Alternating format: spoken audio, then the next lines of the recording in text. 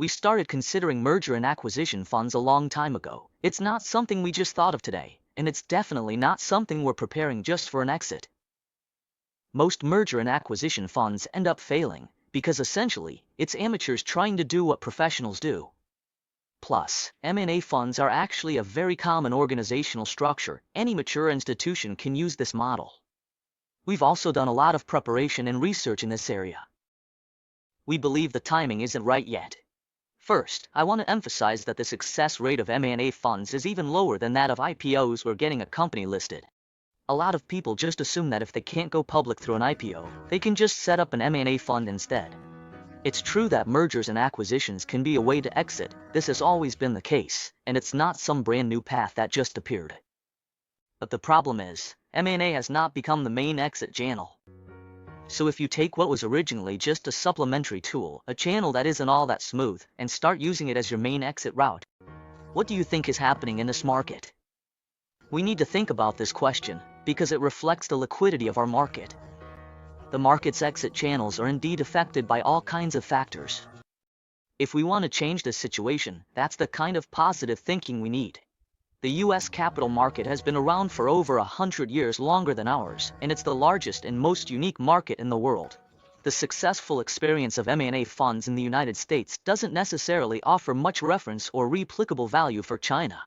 Secondly, our capital market is not yet mature, so comparing it to the US is meaningless and pointless. That's why, even though Wang Rant's comments were quite strong a while ago, I fully support him speaking out, because as professionals, when we face a market environment with structural contradictions and a regulatory mismatch of resources, the whole industry should make its voice heard. Right now, no one is speaking up, no one is making their voice heard, but these are the legitimate interests of the industry. The country is also strongly advocating for the development of the venture capital industry and the creation of a fair market competition environment with fair entry and exit conditions. China has no model to copy, because its economy is unique. 1.4 billion people, the second largest economy in the world, a high Gini coefficient, a huge gap between rich and poor, a heavy debt burden, and the national economy still needs to maintain high-quality growth, with demands for incremental development even within a stock-based competition. All of these factors are unprecedented in human history. But there are still some fundamental things we can learn from, like Japan. Mr. Richard Koo described the current situation of balance sheet recession in his book, The Holy Grail of Macroeconomics, Lessons from Japan's Great Recession, and I think he's absolutely right. When the debt levels of businesses and households are too high and they are in a deleveraging state, their main goal is no longer to maximize profits, but to minimize their liabilities.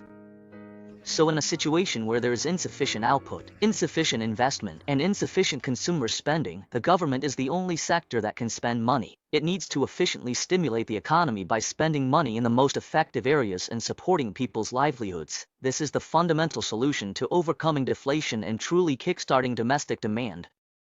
In other words, for China's current social and economic development, it is essential to shift from a production-oriented to a consumption-oriented society. The pressure to raise per capita disposable income, stabilize employment, and improve people's livelihoods is even more urgent than advancing technology. If people's livelihoods are unstable, consumption is sluggish, society is in disorder, and the economy has lost direction and hope, how can there be any possibility for technological progress and innovation? As Kant once said, people are the goal, while technology is just a means and a tool. People's well-being is the true purpose. We can't pit consumption against technology and force the market to choose one over the other. Looking down on consumption is actually holding back technology, because without a market, technology becomes meaningless. What we need is a national income doubling plan, carried out in 5-year phases and sustained over 30 to 50 years. Only when ordinary people truly see improvements in their per capita income and have more disposable income will they feel confident enough to spend money. And we must also support and establish sound social security, medical insurance, and pension systems. That way, people will feel secure. This is also something we can learn from Japan's experience. That's why I often recommend everyone read Mr. Richard Koo's book, The Pursuit Economy. Although many so-called economists have their criticisms of him, I believe that, from a rational perspective, this work is extremely helpful for the future development of the economy, improving people's livelihoods, escaping the middle income trap, and moving toward high-quality growth.